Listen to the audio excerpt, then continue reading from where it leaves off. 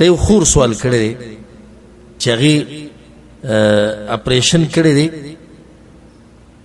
او د اپریشن نه بعد اوس هغه مونځ کول غواړي. مسله دا ده چې د حیض بیماري پرې راغلی وه او بیا هغه دوران کې اپریشن وشو.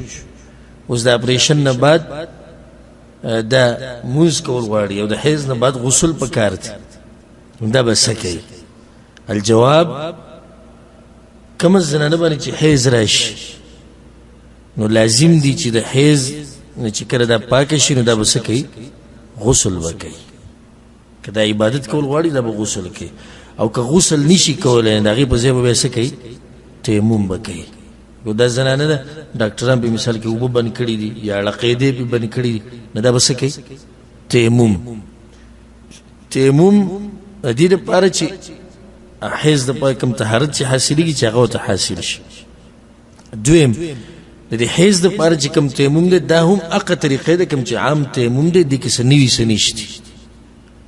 بله خبره دا تیمم چې وکړو نو په دې باندې چې دا څومره منځونه کوي کولی شي الا دا که اودسې مات شي. دا اسانه مسله څه ګرانه نه. لکه اوس یو سړی د اودسې وکړو په اوبو باندې مازدیګر کې ماسپښین او مازدیګر پې وکړو بیا د ماښام منځ نه مخکې اودس مات شو اوس په دې بیا اودس کوي. دغه شان د تیمم مسله ده. لکه دې زنانه تیمم وکړو د سهار مونځ یې وکړو ماسپښین یې وکړو او بیا اودس څه شو؟ مات شو. تیمم یې مات شو. نو اوس به د مازدیګر منځ لپاره دا مازدیګر منځ لپاره به څه کوي؟ مازدیګر منځ لپاره به دا بیا تیمم کوي. والله اعلم.